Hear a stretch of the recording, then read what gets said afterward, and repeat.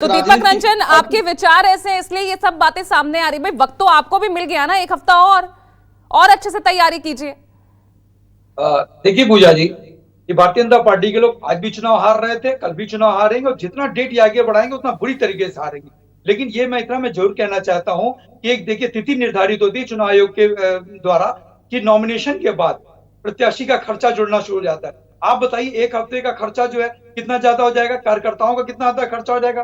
देखिए election commission जो है, मैं समझता हूं कि चुनाव तिथियों की घोषणा करने से पहले राजनीतिक दलों की एक सर्वदलीय बैठक बुलानी चाहिए और कब त्योहार कब आना है, कब त्योहार है, कितनी तिथि को त्योहार है, कब कौन सा गंगा स्नान है, ये तिथियां एकदम से जोड़ नहीं दी गई कि चुनाव आयोग ने तिथि घोषित किया उसके बाद जो है ये एकदम से गंगा स्नान आ गया, ये छठ पूजा की तो पहले से है।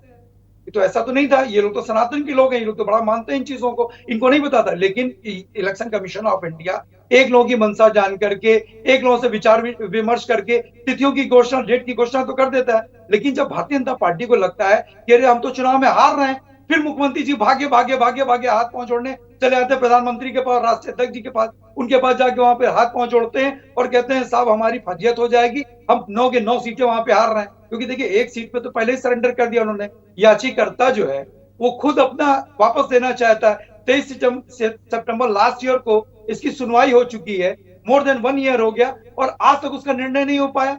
और चुनाव आयोग को उन सारी चीजों को फैसला होने के बाद, माननीय न्यायालय का फैसला होने के बाद जो है तिथियों की घोषणा करनी चाहिए। लेकिन ये डरे सहमे लोग हैं ये लोग, क्योंकि ये चाहते ही समझ चुके हैं कि उत्तर प्रदेश की, अच्छा आप देख लीजिए केरल में पलक्कड़ में जो है आप डेट बढ़ा देते हो और वायनाड में वहां पे आप डेट नहीं बढ़ाते हो। तो वहां के लिए तारीख बदलने की अपील किसकी तरफ से की गई? आपकी सहयोगी पार्टी कांग्रेस पंजाब के लिए किसकी तरफ से की गई? आपकी सहयोगी पार्टी कांग्रेस की तरफ से की गई। तो यानी वहां पर कांग्रेस को भी हार का डर है क्या? अच्छा पूजा जी, आप इतना ज्यादा जब आप विपक्ष की सुन रहे हो तो यहाँ पे मुख्य विपक्षी पार्टियां में हमारी क्यों नहीं सुनी आपने? हम तो कह रहे हैं 13 तारीख को चुनाव करा दो, आप क्यों नहीं करा रहे हो? क्यों डर रहे हो आप?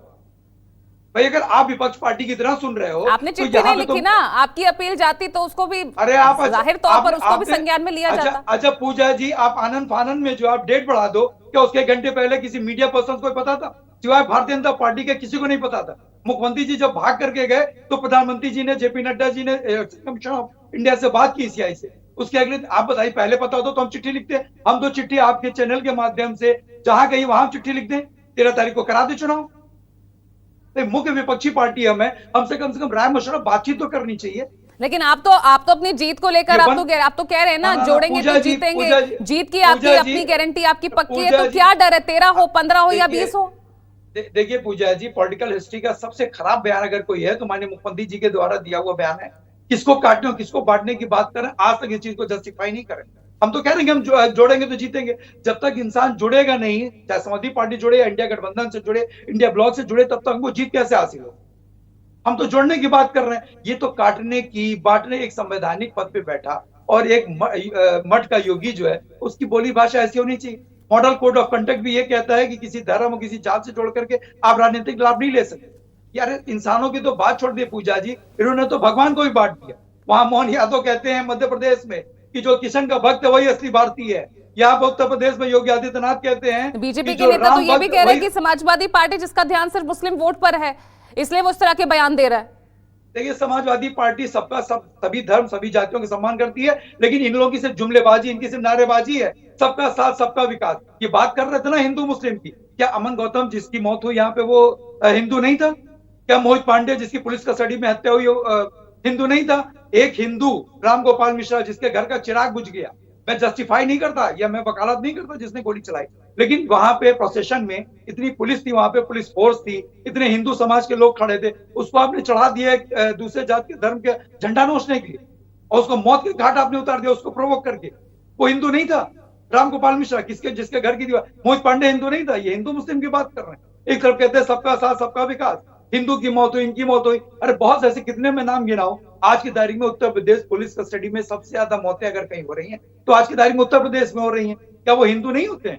ये बात हिंदू मुस्लिम में कर रहे हैं। अरे आप जनता के बीच में जाओ पूजा जी, आपने क्या काम किया? आप तो एक नया ही मुद्दा ले आए ना, महाबेरोजगारी का मुद्दा, प्रवासी भारतीयों का मुद्दा।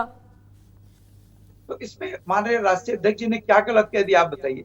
इनकी मंशा क्या है? आप इनकी मंशा पे गौर कीजिए, क्रोनोलॉजी पे गौर करिए आप पूजा जी, ये चाहते क्या है? अब ऐसे अच्छा, यहाँ पर जो है हरियाणा में चुनाव था 1 अक्टूबर को। आपने अब तक के इतिहास में पहली बार ऐसा हुआ है कि Haryana one nation one election की आप बात करते हो, one nation one by election आप नहीं करा पा रहे हो।